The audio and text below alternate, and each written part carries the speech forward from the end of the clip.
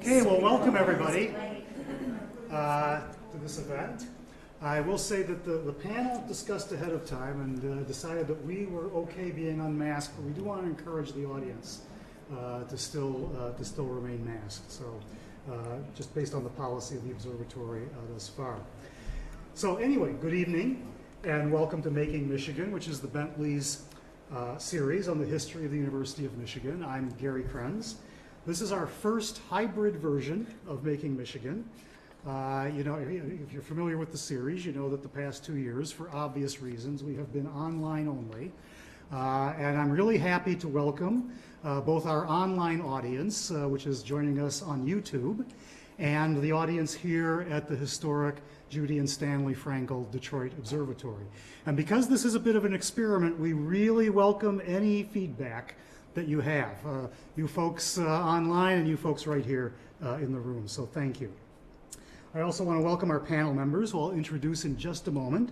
But before that, I want to say that as the archives of the University of Michigan, the Bentley Historical Library acknowledges that the historical origins and present locations of the University of Michigan were made possible by cession of lands by Anishinaabe and Wyandot people under coercive treaties common in the colonization and expansion of the United States. We note in particular the grant of land made by the Anishinaabe under the Treaty of the Foot of the Rapids for the, quote, college at Detroit, so that their children could be educated. These lands continue to be the homeland of indigenous people, and we seek to reaffirm and respect their contemporary and ancestral ties to the land and to recognize their contributions to the university. Now, part of the mission of the Detroit Observatory, like our parent institution, the Bentley Library, is to promote appreciation and understanding of university history. But we are, of course, not alone in that. And I'm thrilled to be joined tonight by 4 individuals who, as editors and writers, are also contributing to this understanding through the stories that they write and publish in publications across the campus. Tonight, each of them will share a bit about a story or stories they have published over the past year. We'll follow that with some discussion of the panel about the writing of U of M history, the publishing of U of M history, and a few other topics. And then we'll open it up to Q&A from the audience and both here and online. So now our panel. Our first speaker will be Sharon Morioka. Sharon has been, since May, a writer on the law school's communications team, where she crafts stories to position the school as a preeminent center of research, teaching, and engagement. She joined the team in May following 15 years as editor of Michigan Alum Magazine and newsletters at the U of M Alumni Association. There, she oversaw all aspects of the publications, including content development, working with writers to connect U of M alumni to the university and fellow alumni. Among some of the most engaging stories are those that focused on the history of the university and its students, faculty, staff, and alumni, and it is that perspective that she brings to tonight's panel. Sharon enjoys all aspects of telling U of M stories, from brainstorming ideas to polishing the final piece. She is also a grammar nerd who enjoys wrestling with questions of periods, commas, and semicolons. I don't want to take us too far afield in the discussion, but I would love to talk about semicolons. So following Sharon, we will hear from Kim Clark. Kim manages the U of M Heritage Project, a narrative website that explores the people and episodes of Michigan's past. The Heritage Project has been recognized with a State History Award from the Historical Society of Michigan and the Circle of Excellence Gold Award for Writing from the Council for Advancement and Support of Education. Kim is an award-winning writer herself with long experience in newspapers and higher education communications. She is editor of Always Leading, Forever Valiant, Stories of the University of Michigan, 1817 to 2017, a copy of which is out in the lobby if you want to take a look. She holds a bachelor's degree in journalism from Central Michigan University and a master's in American culture from Eastern Michigan. And I have to add, I had the tremendous pleasure of working with Kim when she was director of communications for the U of M Bicentennial. Laura Zeeland, our next speaker, is editorial director of the Bentley Historical Library, where she oversees communications, including the Bentley's award-winning twice-yearly publication, Collections, also available in the lobby. I should have told you guys to bring your publication. Prior to joining the Bentley, Lara was the communications director in the College of LSA's advancement office. For more than a decade, she edited LSA magazine, reaching more than 150,000 alumni each issue and serving as a major fundraising vehicle for the college. This year, Lara will celebrate 20 years of working at U of M and writing about all things maize and blue. Congratulations. That's great. And she has, in fact, been instrumental in developing the Making Michigan series, and I've really enjoyed working with her on that. Finally, Deborah Holdship is the editor of Michigan Today, the monthly editorial email distributed to some 400,000 U of M alumni, faculty, and staff worldwide. And I should say that Michigan Today's ongoing heritage and tradition feature is a regular source of great writing on U of M history. Deborah joined the university in 2007 as editorial manager in the Marketing Communications Department at the Michigan Ross School of Business, where she was editor of the school's Dividend magazine. Prior to working at Michigan, Deborah was Associate Director of Publications at the UCLA Anderson School of Management. And from 1988 to 2001, she worked in the entertainment industry in Los Angeles as a reporter and editor at Billboard magazine and as an associate editor and video producer at 2 multimedia entertainment companies. So welcome, thank you all for coming, and without further ado, Sharon, the floor is yours. Hi, thank you, Gary. That was very nice. So today I'm going to talk about a story that we published, that Michigan Alumni Magazine published last winter. It was called Life Under Curfew. It was by Jennifer Davis. Before I talk to you too much about the story, the actual article, I kind of wanted to give you a bit of background about it, how it came to being, why we developed it. So that takes us back to 1960, when, as you know, JFK spoke at the Michigan Union, giving his idea of the Peace Corps, his concept of the Peace Corps. On the 50th anniversary of that speech at the university, the Alumni Association published an article about the speech and how it sort of motivated students to take action. So that was, a very well-received article, and so, it sort of had its place for about 10 years. Then on the 60th anniversary of the actual Peace Corps, the founding of the Peace Corps, we put a link in our Facebook page about the story. We didn't modify it at all. It was just a link to the story, but it got a lot of engagement in our social channels. So one of the comments that sort of stood out to me was from alumni who were posting about the curfew that they had to go to that night, recalling that because JFK, as we all know, was very late that night, they kept having to extend the curfew for the women. So one of the things that kind of struck me as, a two-time alumna from the university, someone whose daughter attends the university and someone who has worked here for several years, was I'd never heard of the curfew. This was complete news to me. I'm sure, people, maybe historians knew about it, but it was just completely new to me. So it kind of lit a match in my head. It's like, the light bulb went on over my head. I thought, well, maybe there's a story here. There were these two comments. So I talked to one of our freelance writers about it. Her name is Jennifer Davis, and I put tenacious in there because she really had to do a lot of digging about this article. We had just these 2 women who had put something in the Facebook page. I also told her to go to the Bentley. Obviously, the Bentley is a great source of information. Talk to an archivist there. I also suggested she talk to the U of M Alumni Council, which has been around for a long, long time and is very supportive of, obviously, women women alumni. So I gave her the little bit of information I have, and she just was very excited, and she just decided to run with it. Unfortunately, she kept running into some brick walls. The Bentley has just great information about women at the history of women at the university, but not so much about the curfew, at least not enough for us to write the story we wanted to write. I think the best source of information we had was from the Heritage site. There was an article a couple years ago about the in loco parentis rules for men and women, decades ago. But so there was some information there about the curfew, but we really wanted her to flesh it out more, and she just, she couldn't find much online besides that article. The archivist was also having trouble finding, what we were looking for.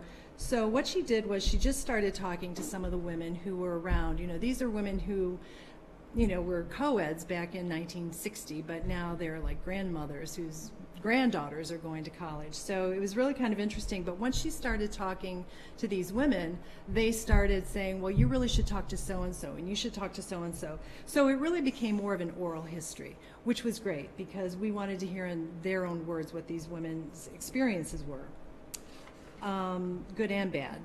And most of it they weren't really thrilled with, as you can imagine. So Jennifer she persisted, and the article finally appeared in the winter issue of the magazine, and we were very happy with it. We got a lot more out of it than we thought we would when she began working on it. So the article itself, just to tell you a little bit about it, is about the curfew that was implemented in the very early 1900s.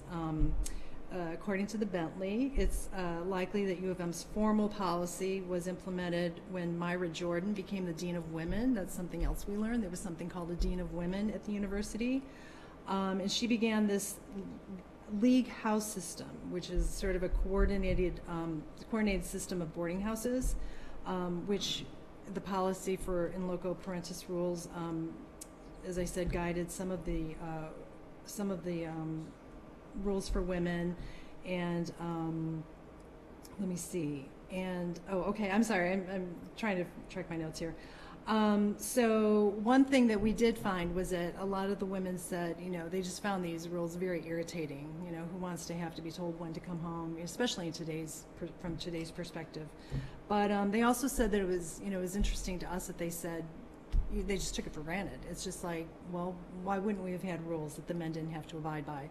So, it wasn't quite the age of rebellion. Most of these women were there that we talked to were there in the late 50s, early 60s. So it wasn't really before the sexual revolution. So they weren't used to thinking, well, maybe there's something wrong with this. But after a while, I'm sorry. So let me just backtrack a little bit. The rules that went along with the curfew, some of them included house mothers were the people who had to implement the rules. Every dorm, every sorority house had a house mother, so they were the ones who really had to enforce these rules. And just quoting from the article, it said that they sort of stood guard at the front doors each night to make sure that the women did, come in when they had to. And there were also penalties for the women if they were late too many times. They had to sign in and out. And the penalty could be as bad as having to appear before the Women's Judiciary Council. So there were rules. It wasn't just like in name only. So in addition to the house mothers and these rules, campus police saw women out at night. They wouldn't arrest them, but they would definitely make sure the women got escorted back to the house and make sure that the house mothers knew about this. So that resulted in a few things, one of which isn't surprising, women bending the rules. Some would just refuse to sign in and out. Some, I think there was an instance where someone at the Henderson House told us the Henderson House had a ping pong table in the basement, so girls would go down there to type their papers. So if someone came knocking on the door at night, knocking on the window at night, they would open the window so the house mother wouldn't know that they had missed their curfew. So, I mean, it was very restrictive, and as you can imagine, throughout the 60s, as civil rights became an issue and as women's rights became an issue, the rules started to ease a little bit. So, I think that started in 1962. The rules were abolished for senior women, and then by 1970, they were officially abolished for everyone. Let me see. Oh yeah, the impact on women. One thing Jennifer was sure to mention was it wasn't just socially. It wasn't just women who wanted to stay out, at dinner or at a movie with their boyfriends.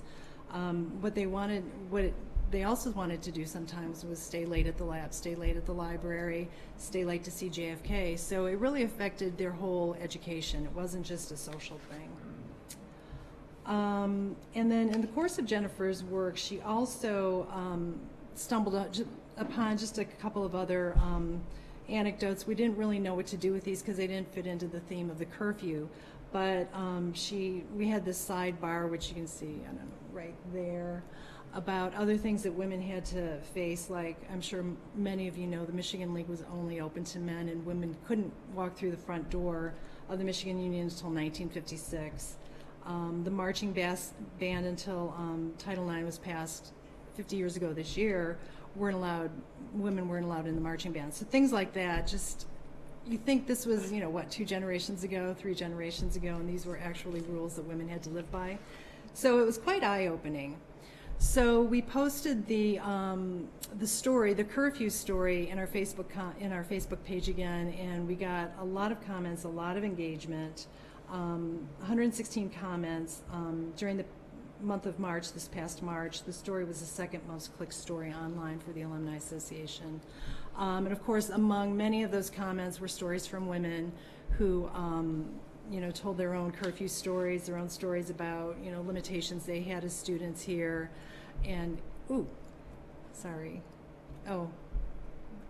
I think my last slide isn't there. But anyway, it was just very interesting to hear these stories from women. And some of the women said, there isn't a lot of information out there. For example, they didn't know, they couldn't remember, at least we got differing opinions on when the actual curfews were, like what time. Some women said midnight on the weekdays, some women said 10 o'clock on the weekdays.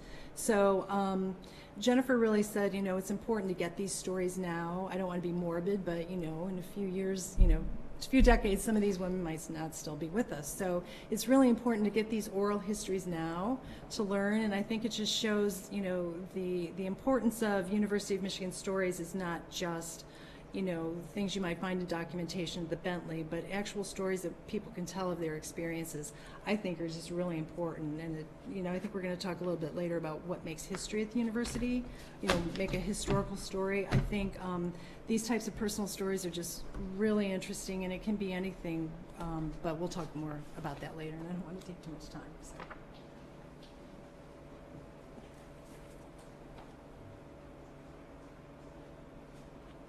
Hello. So, the University of Michigan Heritage Project is a website of long-form narrative stories. We started this back in about 2013 as to sort of prime the pump for the bicentennial. We wanted to begin to whet people's appetite and engage them with some storytelling. So I want to talk tonight about a story I did earlier this year called The Dignity of Man. This is a gentleman named Paul Corneli. He was the first African American in the country to earn a doctorate in public health, and he did so from here.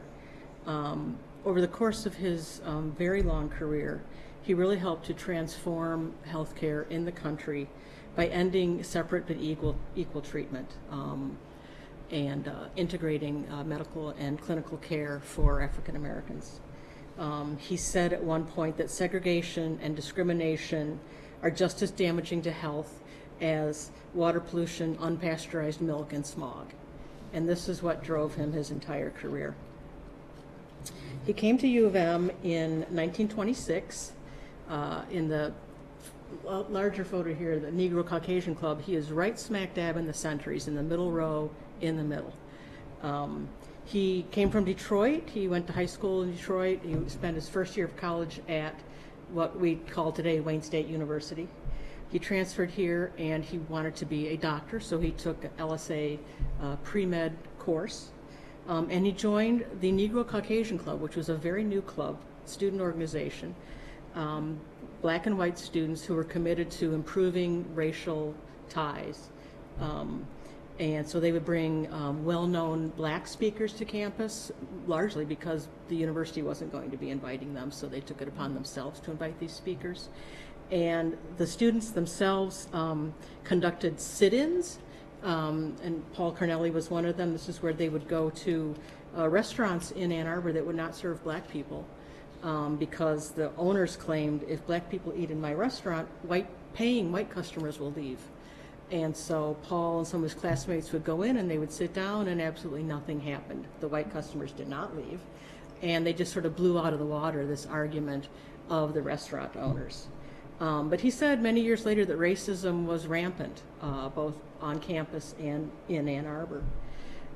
He graduated in 1928, and he immediately enrolled in medical school here at Michigan.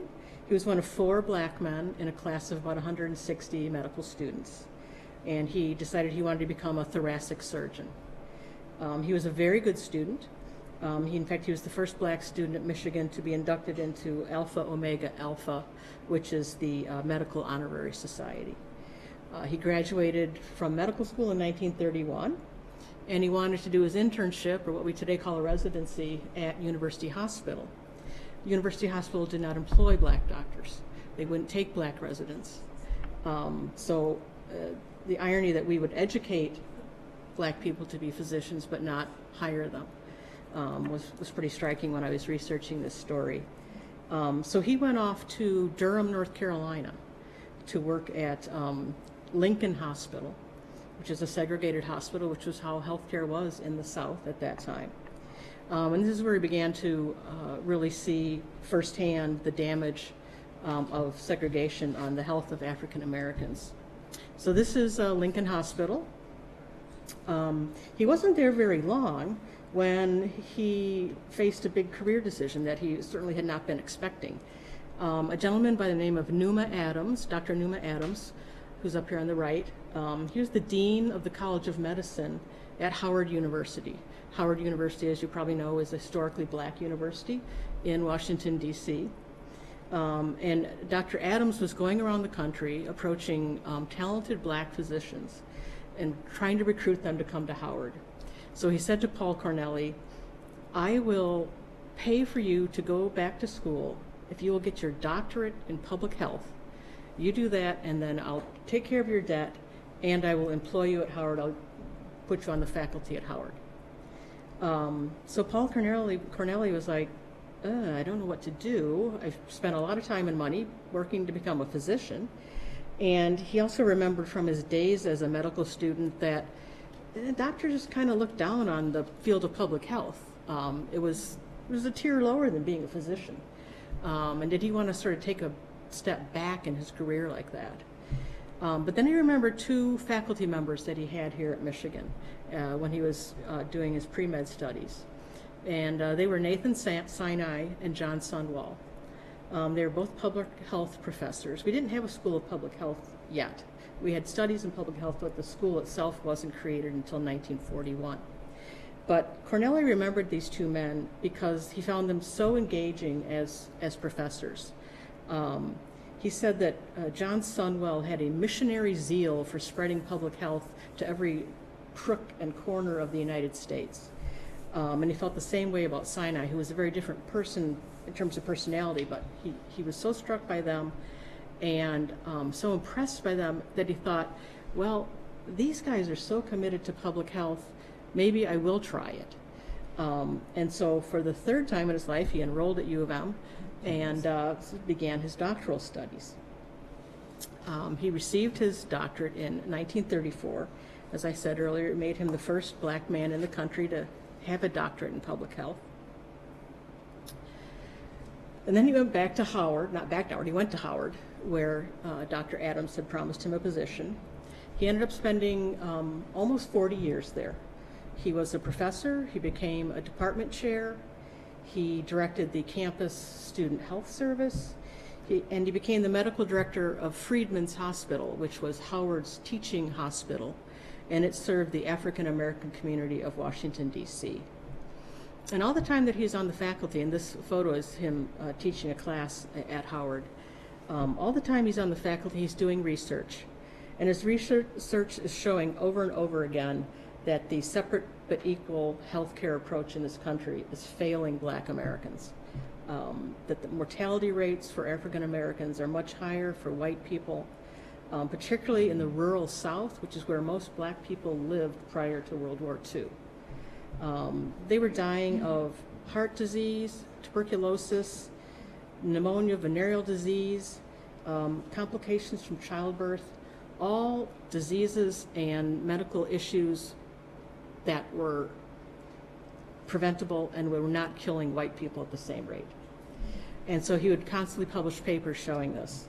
And he was making the argument that this was because of racism, and there were many factors behind that. There was a shortage of black physicians around the country because white medical schools were not enrolling them. Segregated hospitals, like the one where he worked in North Carolina, were grossly underfunded. They were using outdated equipment. They didn't have enough beds. Patients were in the hallways on makeshift beds.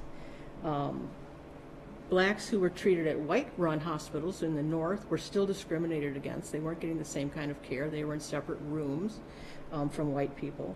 And there was a lack of health insurance for many black people. So he spent years, and this was his passion. He did this for years, and he worked with other black physicians and with the NAACP to try to raise this to a level of national discussion and to point out this unfair treatment. And finally, in 1962, the courts agreed. So if you remember, 1954 is when we had Brown v. Board of Education. Schools are desegregated. That did not apply to hospitals and medical clinics. But in 1962, the courts ruled that if you were a hospital and you received any kind of federal money, you had to integrate. You had to open your doors to everybody. And that was due in large part to the kind of research that Paul Corneli did. And so that ruling was considered sort of the Brown versus Board of Education ruling for healthcare in our country. But he didn't stop because, you know, racism was still going on. Racism is still going on. He marched with Dr. King, the March in Washington. He was the medical director for the march. He was a prolific writer, both in academic journals and for lay readers. He had a syndicated column that ran in African American newspapers around the country.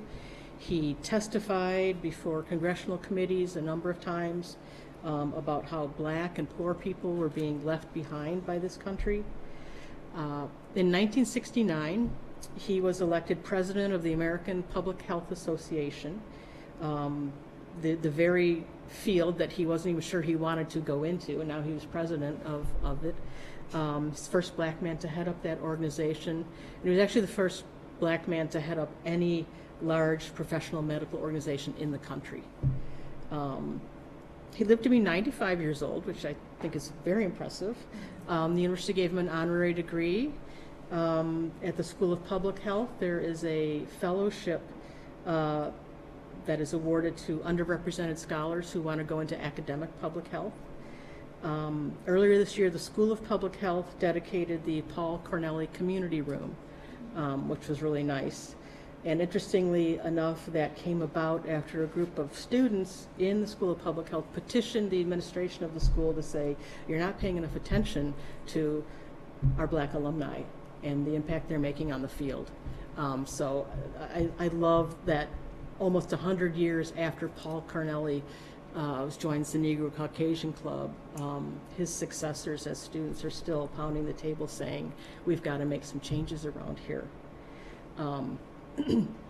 So that is his story in a nutshell, and I would love it if you went to the website and took a peek at it. Just quickly, a few other stories we've done in the last 18 months to 2 years during COVID. The first teach-in, these two stories are both from 1965 actually. The first teach-in is about the Vietnam teach-in of 1965 that was organized and led by the faculty, and it became sort of the gold standard for teach-ins that were then adopted around the country throughout the Vietnam War. The Assassin's Widow is about Marina Oswald, whose husband was Lee Harvey Oswald, John F. Kennedy's assassin. And this story is about how she came to become a U of M student in 1965. And then a lighter story, Man's Best Friend, is about Leo, who was the much-loved dog of Henry Tappan, our first president. And there are just wonderful stories from students of that era and writings from Tappan himself about the gushing love he had for this dog. And he was just as well known on campus as President Tappan was. And the story's about the dog, but it's also about Henry Tappan. And then our most recent story, which we just published this past weekend, Invitation to a Nazi, is about the decision by a student organization to invite George Lincoln Rockwell to come to campus to speak. He was the self-anointed president of the American Nazi Party. And so the student organization invited him to come and talk. And as you might imagine, it set off quite a debate on campus about who should we allow to speak on our campus when hate is part of their platform. And so I think that got some strong interest. And so that's, again, a snapshot of the Heritage Project, and I'm happy to talk more about it when we get to that part. Thank you.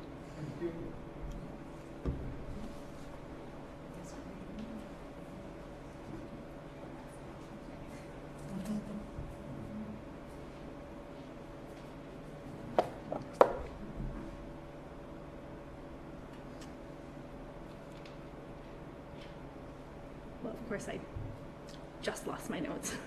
Of course. Of course, Murphy's Law, right?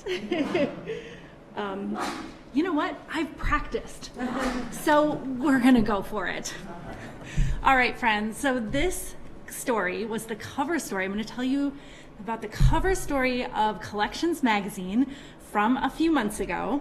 And this story starts northwest of Dexter, Michigan, right where that star is. And it starts on March 20th, 1966.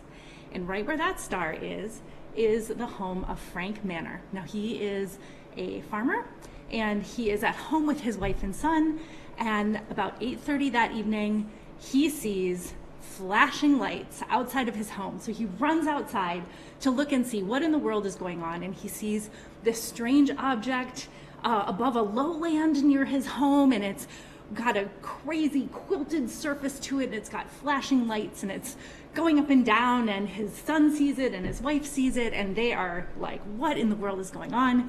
And after a little while, the thing takes off in the sky with a loud crack. So Frank Manor calls the police. He's like, we have seen something.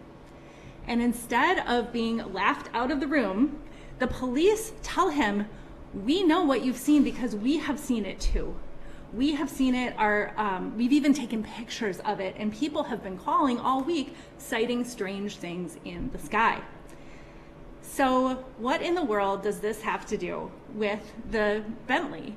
Well, the interesting thing is that the Bentley Historical Library, this story touches so many aspects of the Bentley Historical Library, and it touches myriad collections, including, of course, newspapers.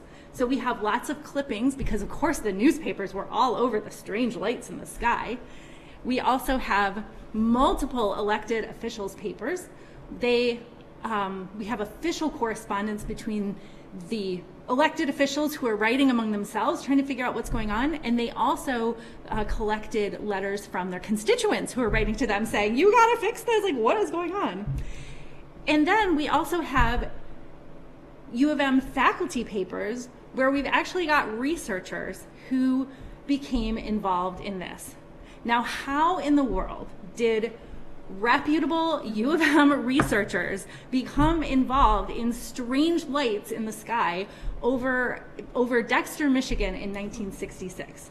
And how in the world did UFO history become U of M history? Well, it begins with a physicist named Horace Richard Crane, and he is a physicist at the University of Michigan.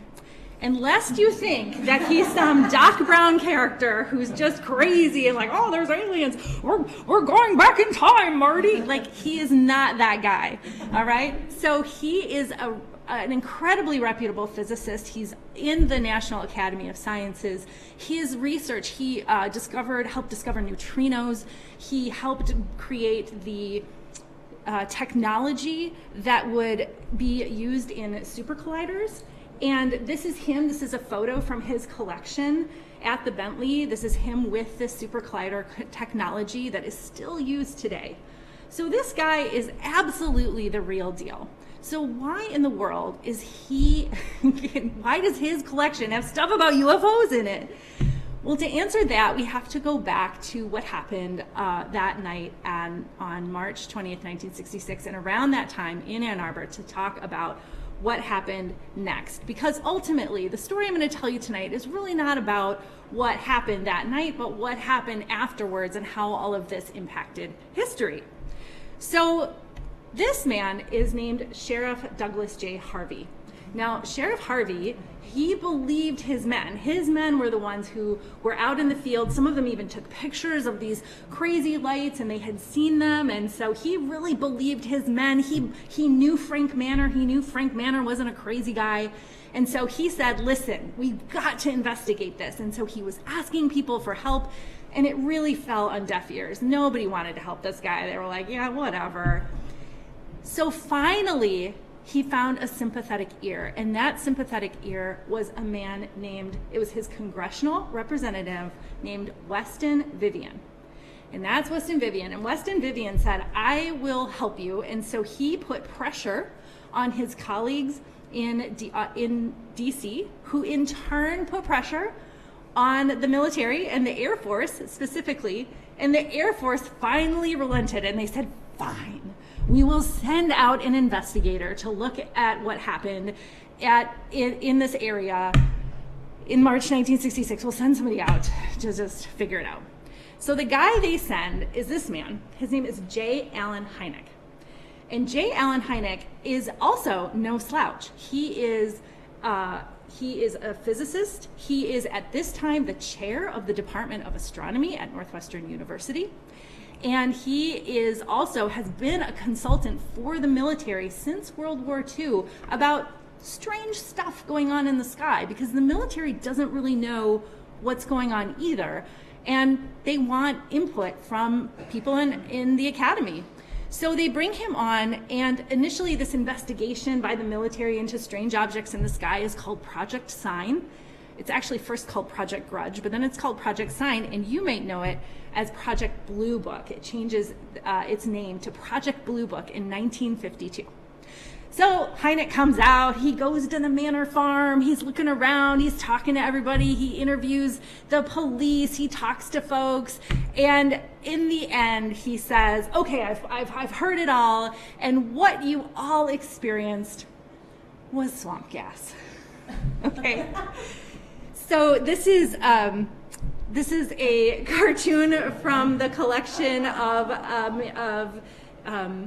a man who was the editor of the Ann Arbor News for a really long time, and this is in his collection, and it basically says, oh, the aliens tried to land in Ann Arbor and fill up on swamp gas, but it was too expensive, so they left. So ultimately, this swamp gas explanation, as you can imagine, is deeply unsatisfying to the people who thought they saw something in the sky, and they were like, no, this is not swamp gas. You need to do better. So, in its infinite wisdom, the government said, we will convene a panel. We will convene a committee. So they get together the Condon Committee, and basically the Condon Committee is a bunch of scientists from all around the country. They're from different states, they're from different regions, they study different things.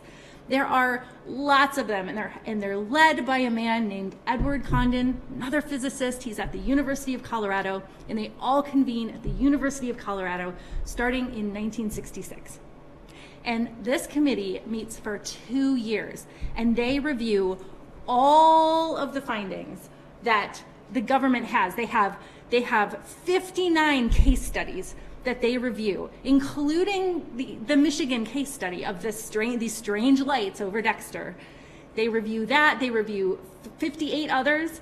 There's 37 scientists who review all of this stuff over 2 years, and they put together a report that is more than 14,800 pages long. You can get it on Amazon if you really want it. It's there. You can order it. And basically, they were tasked with this question of, is there any there? In other words, the government was like, listen, should we be studying this? Should we be putting money toward figuring out what's in the skies above us? And the Condon Committee decided, after reviewing all of this evidence, said, no, there's really nothing of scientific value here. And I just want to say, this photo that I'm showing you is not from Collections magazine. It is from the Coloradan, which is the alumni magazine of the University of Colorado, and they have an archive there which is full of good stuff as well. So in the end, their findings, the Condon Committee findings, were also deeply unsatisfying to many people, so much so that the government said, okay, listen, we'll convene another committee about the committee. So government, right? We're going to convene another committee about the committee to review whether or not the Condon Committee got it right. So this committee is comprised of 11 people. 11 scientists. Now, they all are members of the National Academy of Sciences. This is important because it brings us back to our good friend Horace Richard Crane, right? So Horace Richard Crane is asked, will you be part of this 11-person committee to review the Condon report, all those 14,800 plus pages? And he says, okay, I'll do it. And the other person who says, okay, I'll do it, is David Dennison, for whom the Dennison building is named here on campus. So Crane and his colleagues get together, they review all of those pages, and they conclude that in fact the Condon Committee got it right. There's really nothing of scientific value. Their report is called A Review of the University of Colorado Report of Unidentified Flying Objects by a Panel of the National Academy of Sciences. Very official, okay? And they were really like, yeah, there's no there. So in the end, the papers of Horace Richard Crane are filled with all of this information. You can go and see how all of this UFO stuff got wrapped up in his papers. He even has letters from Condon himself, who Condon bemoans that he ever got wrapped up in any of this. He's like, oh, this was a mess that was shrouded in controversy from the beginning. But the idea is not really whether you believe something happened that was more than swamp gas over the manor's house that night. It's really not about that. What this story is about is how the different layers of research and archives and history come together at the Bentley. And those layers start with really the people who donate their papers, the citizens, the faculty, the government officials, the elected officials who donate their papers to us. And then there's the next layer of the archivists who organize them and process them and do God's work so we can make sense of them.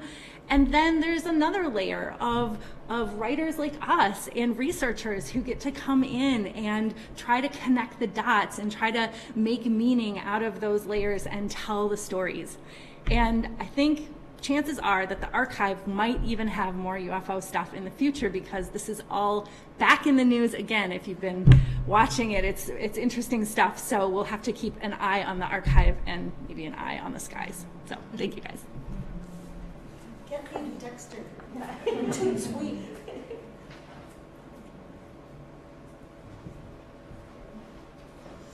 All right, Gary, and I'm not sure how to do my part. Thank you for your help. Oh, thank you.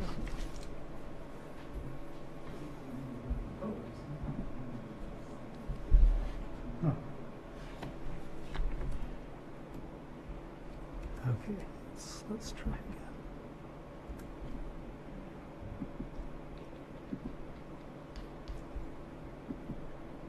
There we go. Oh, fabulous. Hi, I'm Deborah Holchip, and I'm the editor of Michigan Today, which is an online alumni magazine that goes to all the grads, faculty, and staff around the world once a month. So my presentation is going to be a little bit different from these guys. For me and our magazine, which, as you can see, this is the website, which also looks very much like the email. So it's all the same content that just went out last Saturday. You can see online or via the email that you receive in your inbox. So for me, the history in this case binds us in the memory of a shared experience. That happens a lot at Michigan Today. Or in this case, I'm going to be talking about a shared experience of a building. I often joke that Michigan Today should be called Michigan Yesterday, because our history stories are always the most popular on the website. And the most wonderful thing about Michigan Today, of course, is a level of reader engagement that we receive. We get so many comments on stories. We don't have a Facebook page, and so much of the activity takes place right at the site itself, which creates a real unity and kind of a togetherness. In recent years, other publications have shut down their comments, but ours are open, and the discourse is often really robust, and it's generally respectful and intelligent for the most part. And the best parts of the content or the comments are when it adds new content to the story, which happens a lot because people write in their memories and they have new anecdotes that weren't even part of the original story. And I can humbly say this reader engagement is not because of me, it predates me. So I don't take credit for it, but I work like mad to maintain it. In 2007, my predecessor, John Lofi, took the magazine from a print quarterly to this digital monthly. And at that time, he introduced our readers to a really talented writer that every one of us here uses and loves. He's our resident historian, Jim Tobin, who is a historian, author, an alum, a Michigan Daily alum, and he's also a professor of journalism at Miami of Ohio. So every month, Jim submits a story about some sort of historical, aspect of the university. It could be a person, an event, a place, whatever. And unless it's the lead, I tend to put it in the same place. I always put it in the same place in the email and always in the same place on the website so people know, oh, there's my history story, my Jim Tobin story. And no matter the story, whenever Jim pitches me, after we talk about it, our conversation usually ends with the comment, I can't wait to read the comments. Like, oh, this is going to be good. And it's, sometimes we're trying to make people mad, sometimes we're trying to make them laugh, whatever. But when we did this story about the Fleming building, we got a little more than we bargained for. And this ran last November. So if you come to campus now, you will see a chain link fence around this lovely building on this vintage postcard. It's nicknamed Fortress Fleming. So there's a chain link fence around it because it's coming down this year in the summer, quite soon, by end of July. They built, but then it's quite a young building too, which is kind of why we wrote about it and why we got the response we did. It was erected about 50 years ago to house the administration. And apparently Alden Dow, the architect, was going for like a Mondrian style, okay? So this is what he's going for.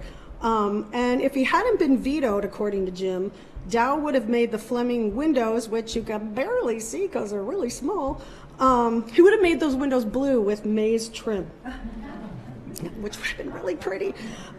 It's a pretty common sentiment on this campus that this building is, for lack of a better word, ugly.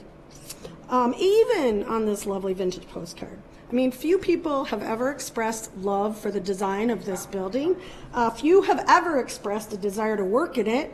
Kim was just telling me someone she knew said the windows were so small so people couldn't jump out of it. And I mean, I've gotten lost every single time I've ever gone in it. It's crazy.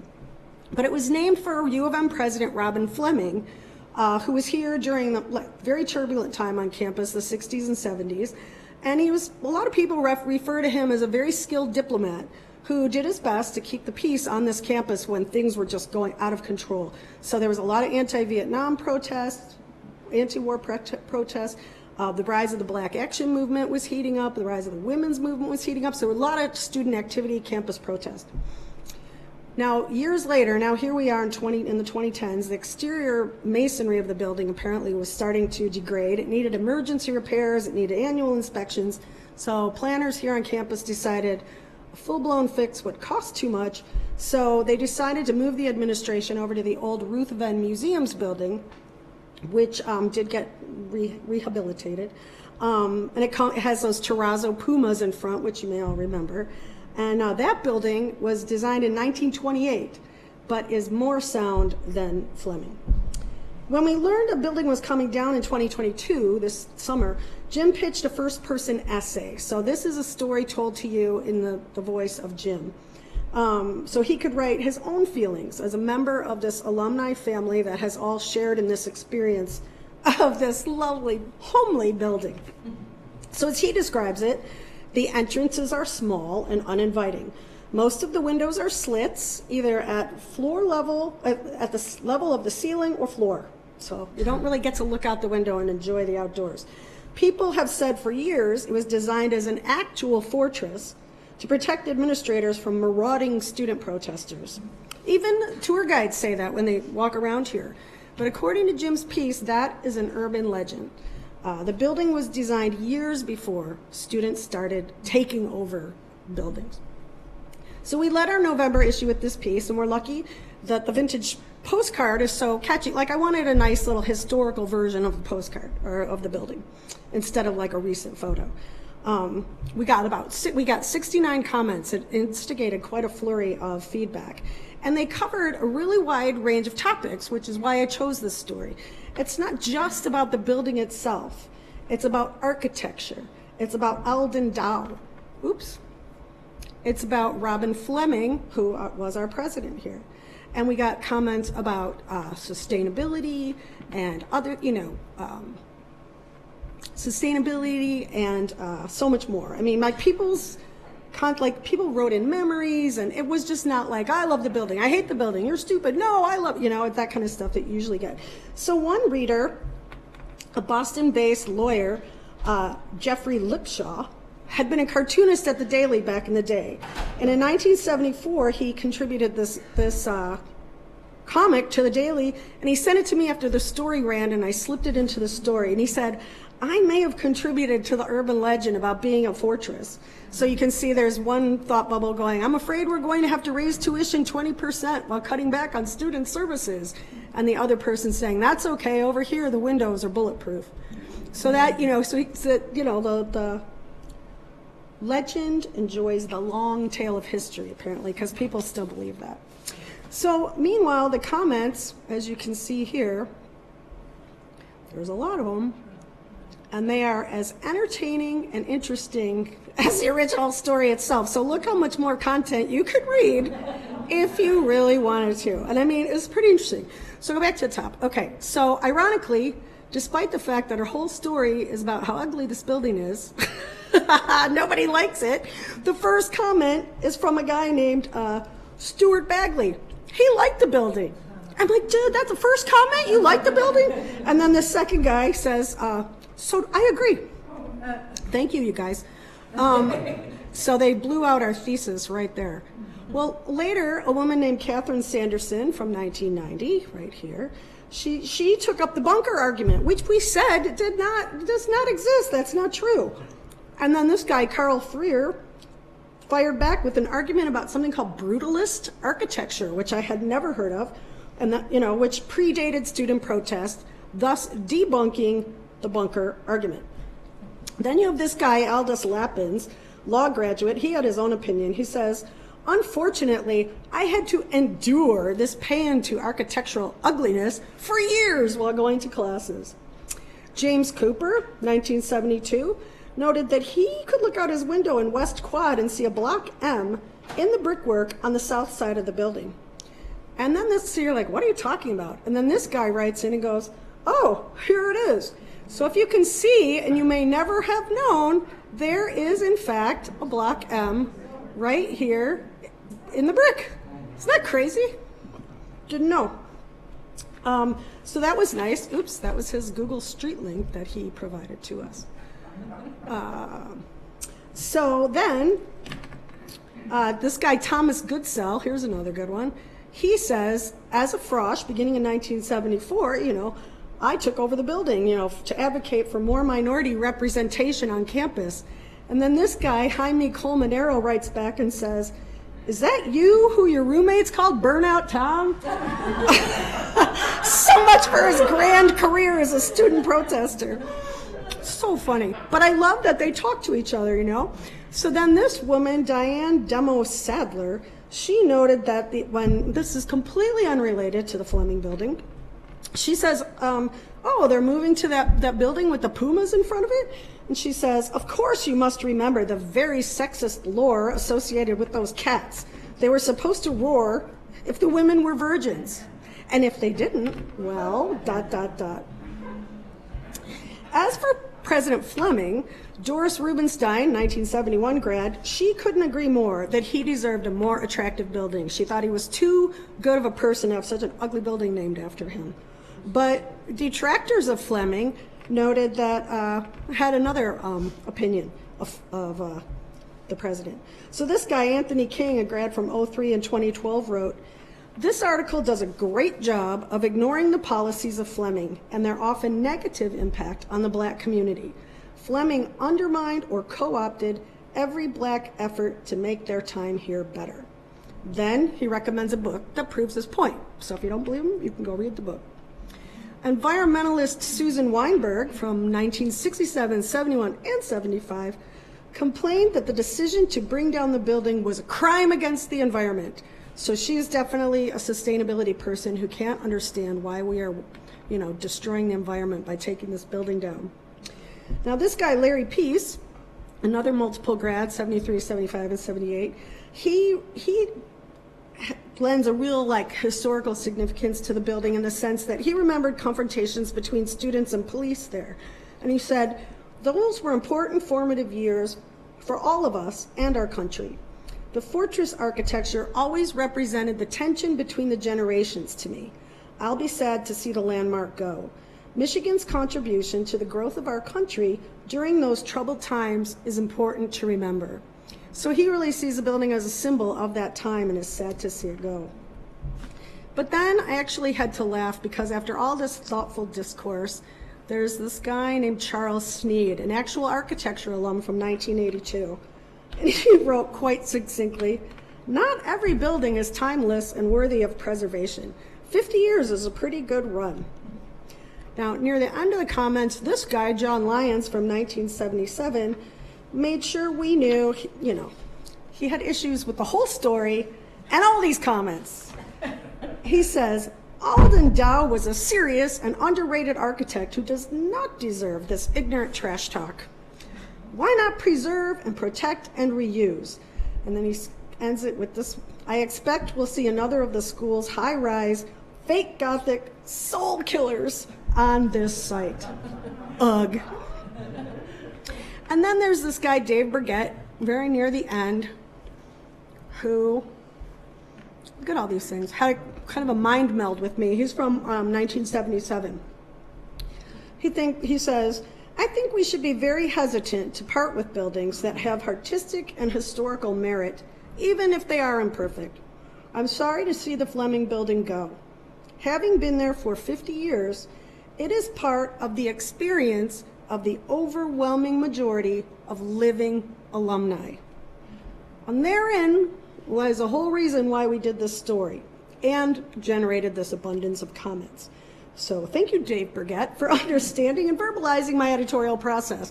I'm always looking for stories that people who are here will remember and will share their feedback with us and their memories. So Dave says, "Let's hope that whatever is built there is a masterpiece and feels well worth the loss, and has large, well-placed windows." And I'll consider that as amen, and that's a story for Michigan tomorrow. So that's it for me. Thank you so much. Thank you.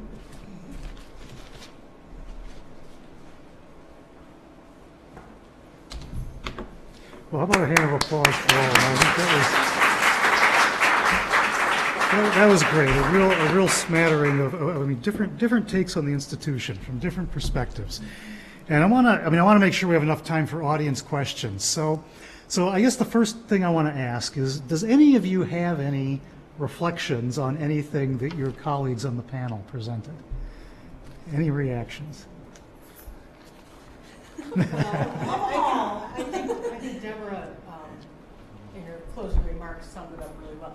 I know our stories on the Heritage Project that do the best, that resonate the strongest, are the ones that people have a connection to because they were here at the time or their parents were here at that time.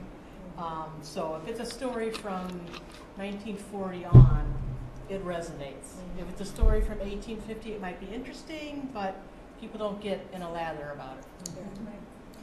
Yeah, and all these stories are people that have participants who could write in and share their memories and stuff. I mean, it's very cool. And they can be wacky and funny, and who knows.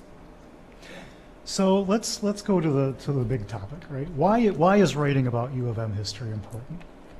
Why does it engage? I mean, you just sort of answered part of that, but you don't restrict yourselves to things that are within living memory of people necessarily, right?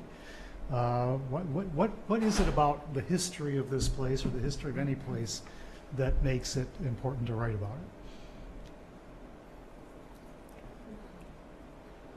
it? I feel like you have to know something in order to love it, you know, and I do think that at Michigan, we all will say quite regularly, every single aspect of human history, Michigan, any significant event that has ever taken place in the world, every invention, every adventure, every advancement in human knowledge has an attachment to the University of Michigan.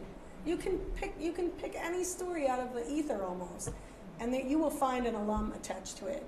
And it's so great to create a sense of pride for alumni and just the living nature of it. Like, you know, that it's so great to just walk around and know. I'm sure Kim knows everything. Everyone here does. Like, oh, that used to be this, or oh, an outhouse used to be on that corner of the diag, and oh, ponies used to trot there. I mean, like, it's amazing. Oh, this is where the German side of the population lived in the other side, Division Street. Oh, what a concept. You know, it just makes everything so much more relevant. I think it helps explain who we are, Yes. and how we became what we are, good and bad.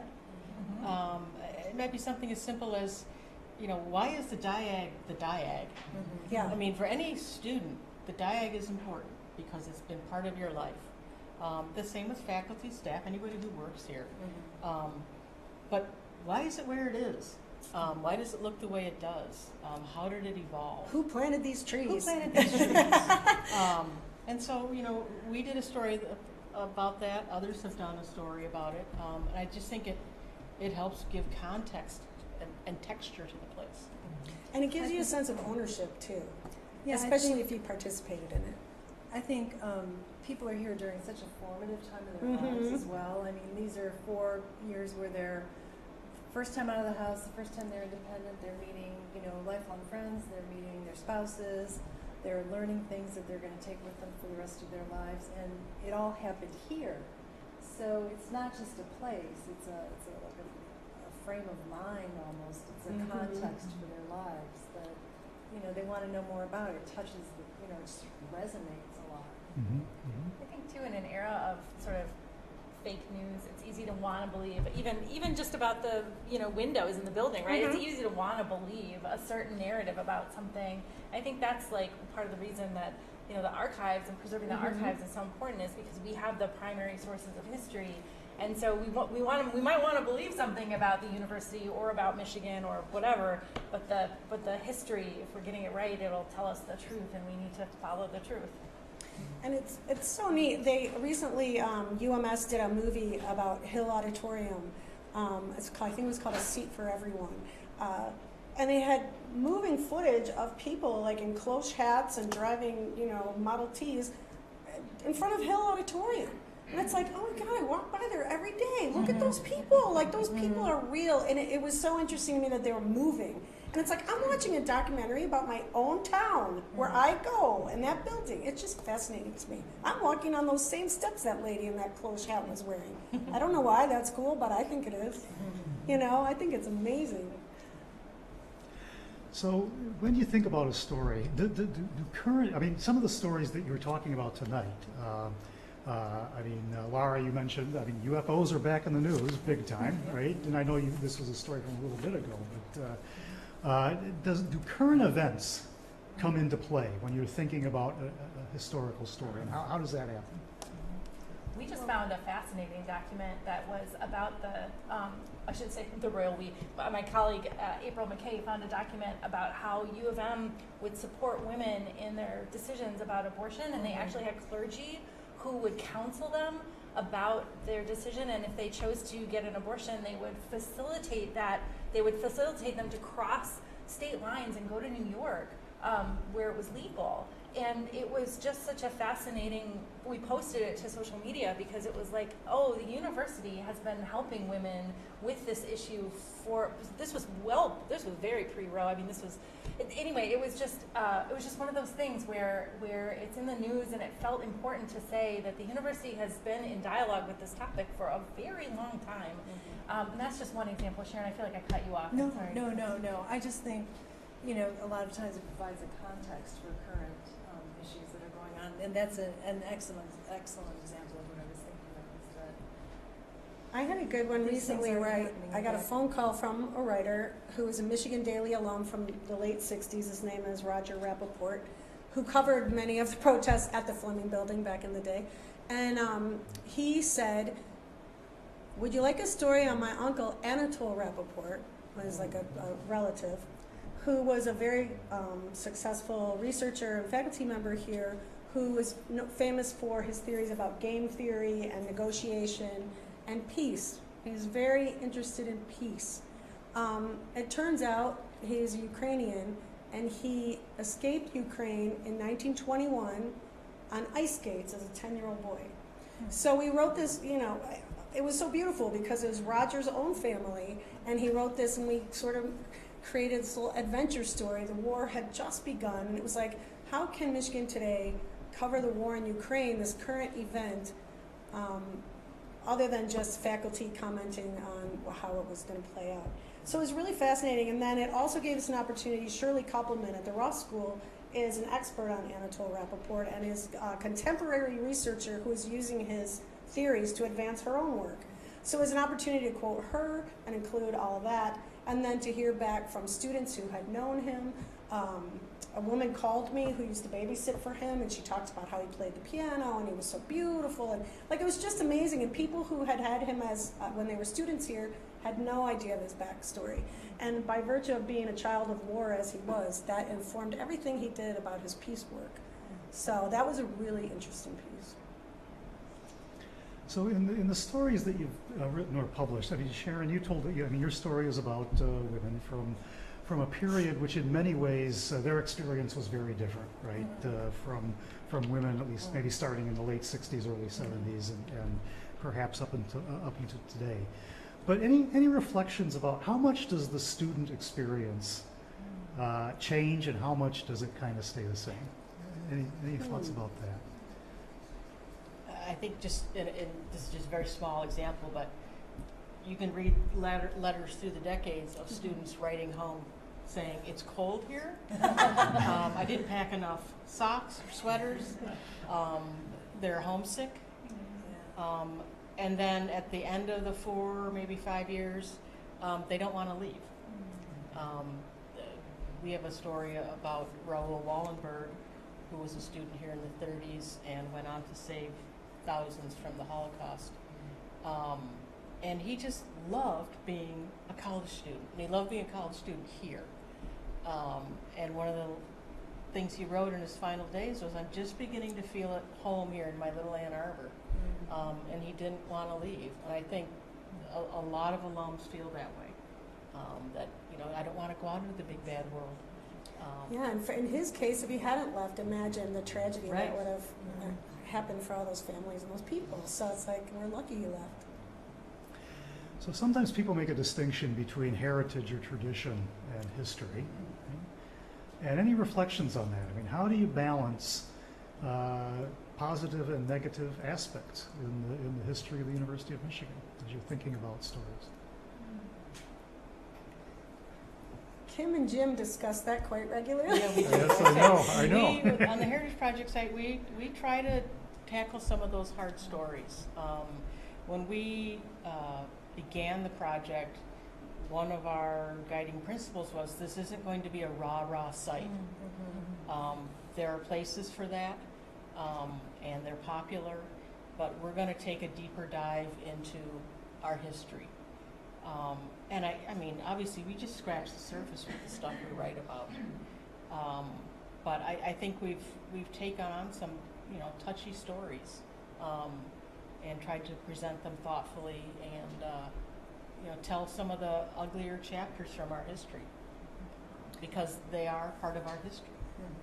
Yeah, and I know Jim Tobin often, I mean, it's about trust. We've talked about this as well amongst ourselves. Like, you want the alumni to trust what you're sharing with them. And if it is all rah-rah, you know, there's a line, you know, it's like, Yeah. it can't all be that good. Right. Yeah, and I don't remember it that way. So it's nice to be able to have, you know, even that commenter who didn't like Robin Fleming, that was one of the first times I'd ever read something like that from a reader, you know, after a story like that. I'm like, oh, I didn't know that maybe, you know, from my white perspective, Robin Fleming was fantastic.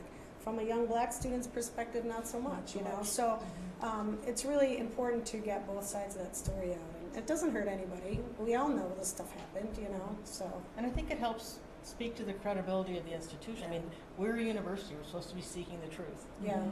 And I'm not going to pretend any of us are faculty and this is, you know, we're at that level, but we should be able to tell the hard stories about the University of Michigan, and our alumni should be able to accept them.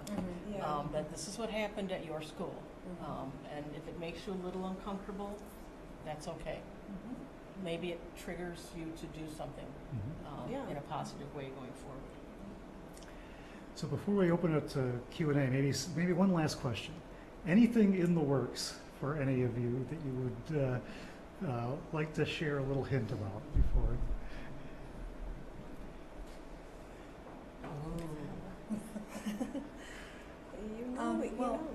I'm not working on it anymore because I'm not at the Alumni Association anymore, but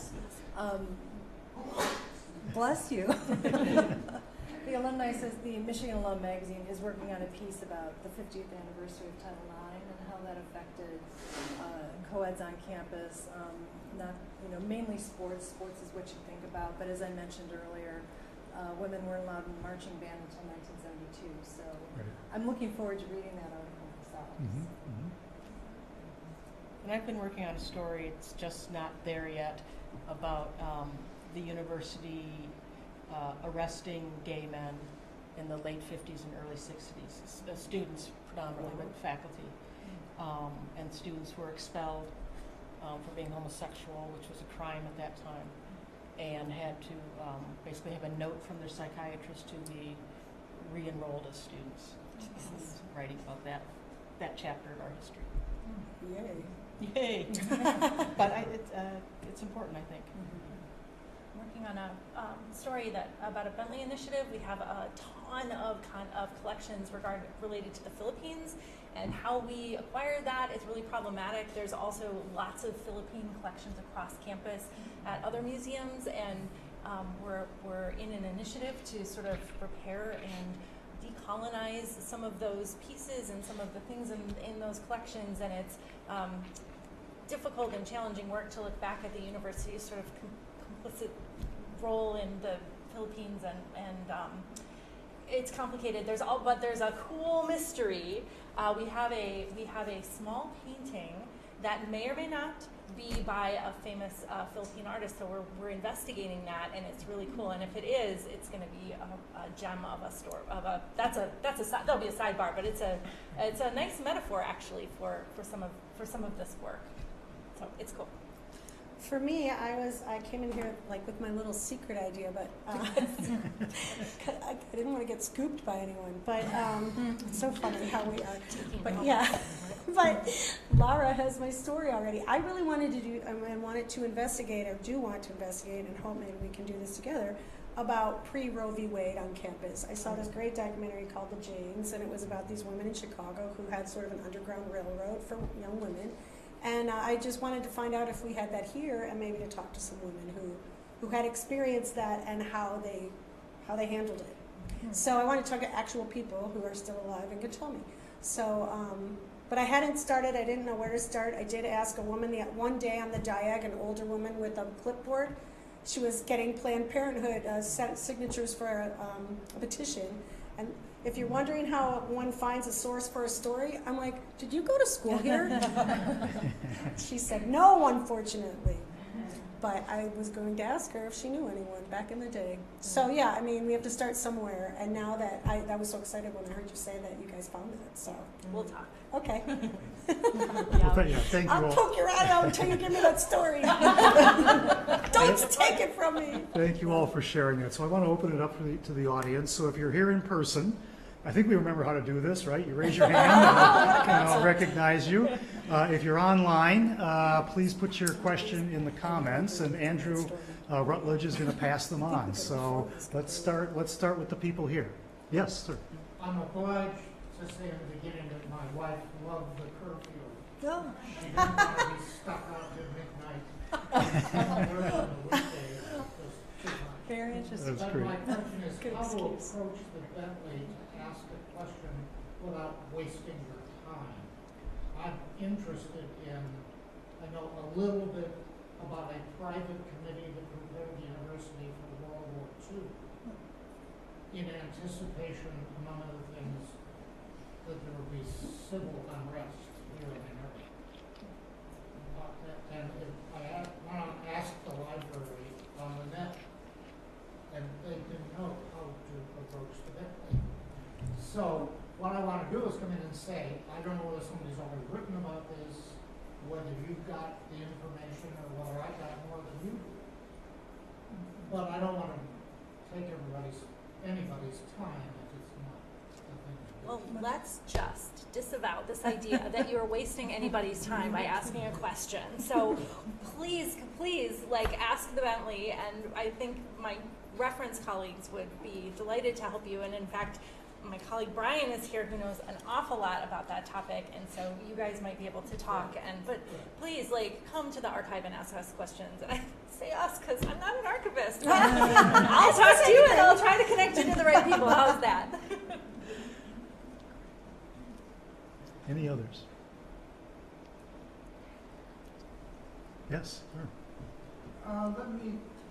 I have to give a little bit of background because the story starts at Hopkins.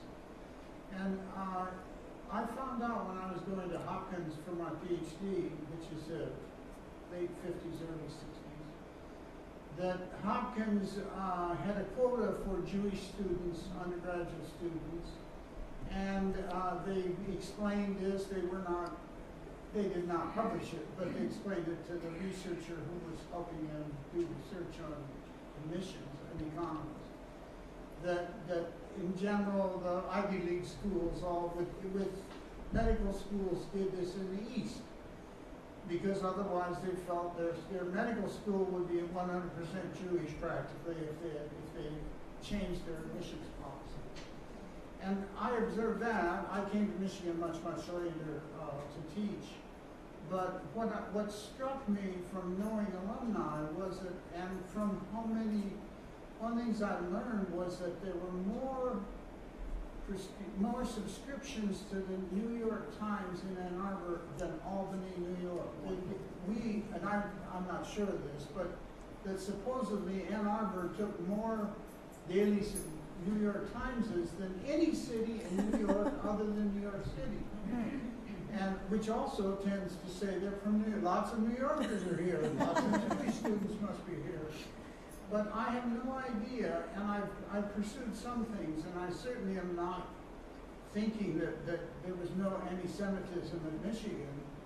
But I wondered, I bet you, but I have no way to find out, that at some point the admissions office did not do that. I don't know if they did it before, but they probably stopped doing it at some point, is my bet, since we had a medical school that, only took a limited number of students. But it's a question I have that I don't want to pursue it. I want somebody else to pursue it. Well, you had an author, faculty members in a previous program who Yeah. explored some of this. Yeah, there's a great book by Andy Markovitz and Ken Garner. Andy Markovitz is on the faculty here that looks into the experience of Jewish students at U of M from about, the bulk of it focuses on the 19-teens up until sort of World War II. And my recollection is that there weren't official quotas. Brian can correct me if I'm wrong, but there were not official quotas that anybody has been able to find. But as you say, this does not mean that there was no prejudice or anti-Semitism on campus. Do you want to add anything, Brian? Is there anything? We did find a letter in the medical school that somebody had sent. Their father had attended in the 40s, and it got sent to the university. And so we have it in the president's papers sometime in the 1990s. It's a faculty member in the medical school referencing they could only take a certain number of Jewish interns in their department. So there were some of those things. It didn't sound like it was extremely official, but this faculty member did give voice to it.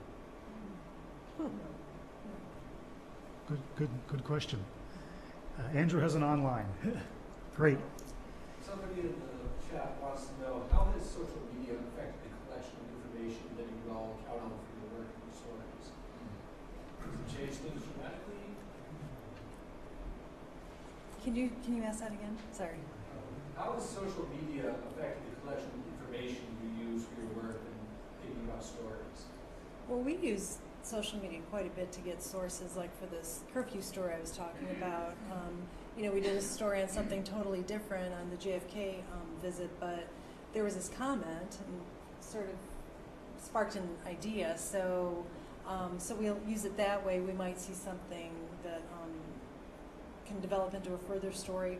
Or if we're looking for sources like Deborah, and unfortunately you don't have a Facebook page, but you could source that abortion story in Facebook or Twitter somehow if you wanted to. We found a lot of sources that way. Yeah, it's a way to throw out story ideas and get story ideas, because somebody will comment or share something that you just didn't know. Yeah. We did a crowdsourcing piece a couple years ago where we asked folks, we had these photos of the Civilian Conservation Corps, which was segregated, and there were African American Civilian Conservation Corps members. We didn't know who they were. They were beautiful images, and they were pretty rare. And so we asked the public to help us. That wasn't necessarily just limited to social media, but it had a social component, and we were able to identify some of the people in that photo as a result, too. So cool. Yeah, cool. Yes, sir. I was here in '63 as an undergrad, and I was working with Pat and Jerry Brewer, who did the Michigan student study. Did ever anything come of it? I don't know. I Michigan numbered Student 4,000 Survey? students. It was a student survey, it's called? Yes. Okay. So Brian's nodding his head because Brian knows everything. Brian is the archivist. Brian should answer all the questions. I've heard of it, but I don't know exactly what became of it. I know we have some material on it in the archives. Were you one of the students who was surveyed? No, I just did all the postcard data. Oh. Computers and calculators and et cetera. I got my first job with the girl. Oh. And they were just spectacular people. Duly noted. Yeah, something to investigate. Any others? Okay, well, thank you again so much. This was really great. Really appreciate it. I want to encourage our audience to check out these publications if you don't already know about them. They are all excellent, and I really appreciate your sharing your thinking about some of this. Thanks also to Andrew Rutledge for monitoring the YouTube commentary, and the Michigan Media team for handling the YouTube streaming and video. Thank you again, audience, both places, and again, we'd love feedback on this hybrid format or anything about this. We're looking for ways to improve in this old and new world that we're getting into.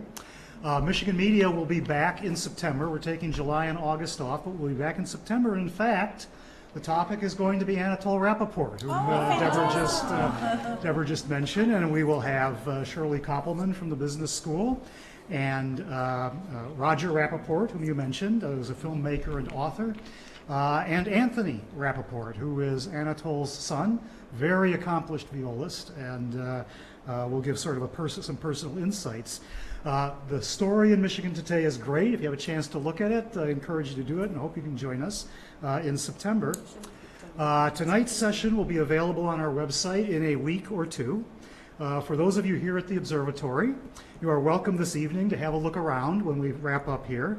We have student docents upstairs. They are very knowledgeable. They are thrilled to explain things about the observatory. And we may, looking at Austin, I think we may have a little chance of observing, or the moon's too late. The moon's down. Okay, the moon's down. Too bad. Okay, so we're no looking through the telescope, but there's a lot of fun information about the telescope.